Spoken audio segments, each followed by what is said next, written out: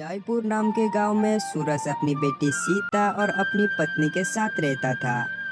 वो जंगल से लकड़ियां बीनकर लाता और बाजार में बेचता था। सुनो जी, आज तो सुबह से बारिश हो रही है।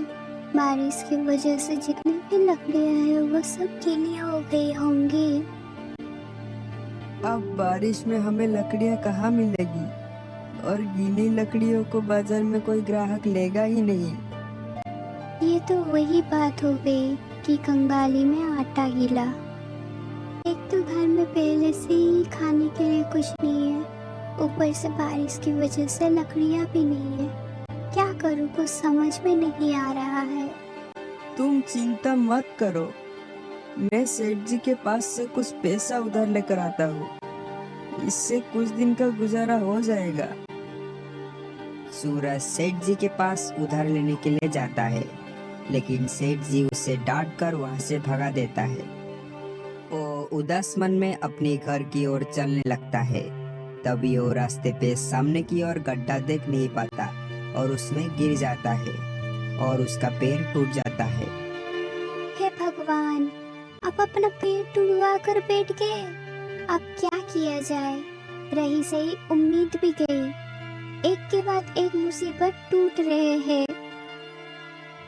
हे भगवान, तुमने ये मेरे साथ क्या किया? अब मैं अपने परिवार का पेट कैसे भरूंगा?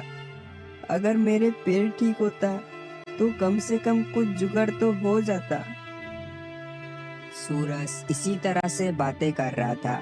तभी उन लोगों की बातें खिड़की से उनकी बेटी सीता सुन लेती है।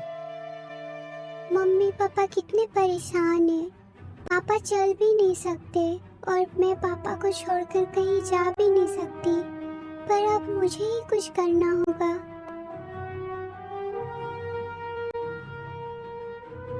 सीता चुपचाप अपने पापा के कुल्हाड़ी उठाकर जंगल की ओर चल पड़ी।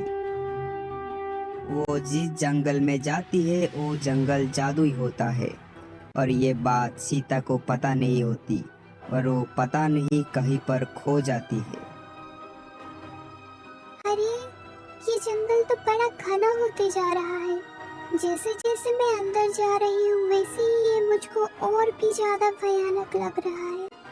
मुझे तो रास्ता भी नहीं दिख रहा है। करूँ तो क्या करूँ? सीता इसी तरह से डर डर कर इधर से उधर होती रहे। तभी उसे जंगल के बीचों बीच एक सीढ़ी नजर आती है।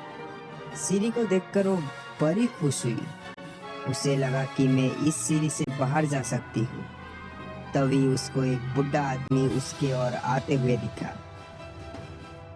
अरे बेटी, तुम इस जंगल में पहली बार आई हो क्या? हाँ, और मैं रास्ता भटक गई हूँ। इस सीढ़ी में जाने से पहले एक बार सोच लो। इसमें सोचना क्या है? ये वही सीढ़ी है ना जो मुझे इस भयानक जंगल से बाहर निकालेगी? हाँ, ये बात सच है कि ये सीढ़ी तुम्हें इस जंगल से बाहर निकाल देगी। लेकिन सीढ़ी से जाने से पहले क्या मैं तुम्हें कुछ बातें बता दूं? क्या बातें बताना है, बताइए। ये सीढ़ी बादलों में जाकर खत्म हो जाएगी। वहाँ तुम्हें एक परी मिलेगी। वह तुमसे पहले पूछेंगी।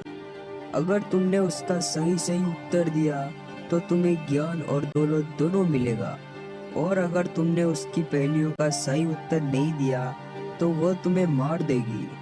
मेरे पास और कोई चारा नहीं है इस जंगल से बाहर निकलने का।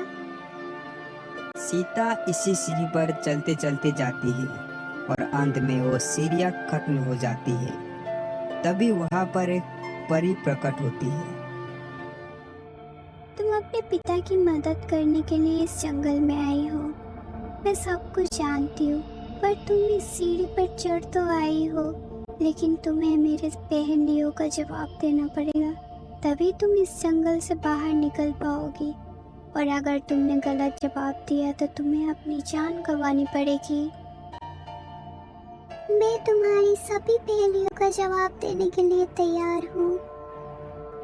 परी ने सीता से पहेलियां बुझाने के लिए एक बादल पर बिठा देती है। और बादल हवा में तैरने लगता है। फिर परी एक एक करके सीता से पहेली पूछने लगती है।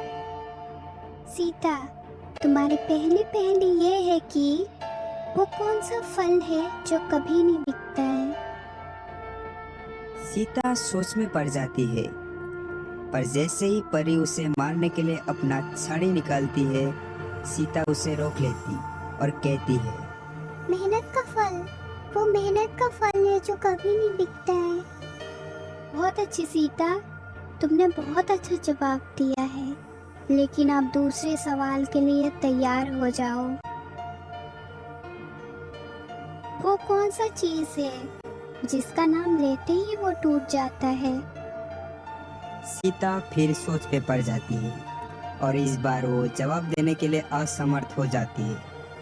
तुमने एक सवाल का जवाब तो दे दिया, लेकिन अगर तुमने अभी दूसरे सवाल का जवाब नहीं दिया तो मरने के लिए तैयार हो जाओ। खामोशी ऐसी चीज है जिसका नाम लेते ही वो टूट जाते हैं। ठीक है सीता, तुम सही जवाब दिए हो। आप तीसरी और आखिरी पहेली सुनो। ऐसा कौन सा अंधेरा है जो रोशनी से बनते हैं? सीता फिर से और एक बार सोच में पड़ जाती है। फिर अचानक से वो नीचे की ओर देखता है।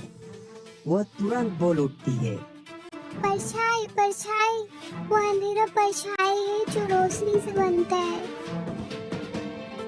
शाबाश सीता, तुमने तीनों पहेलियों का बहुत अच्छे से उत्तर दिया है। मैं तुमसे बहुत खुश हूँ। ये जंगल किसी को भी आसानी से जाने नहीं देता, पर तुम्हारे सूझबूझ के आगे मेरी पहेलियाँ हार गई। मैं तुम्हें जिंदगी का सबक सिखाती हूँ और ये लो खजाना। अब तुम अपने घर चले जाओ और अपने परिवार का ध्यान रखना। मेरी जिंदगी का सबक तुम्हें जिंदगी जीने के लिए मदद करेगा। तभी सीता खजाने को हाथ में लेकर सीढ़ी में खड़ी हो जाती और एक रोशनी के साथ परी ही उसको अपने घर पर भेज देती है।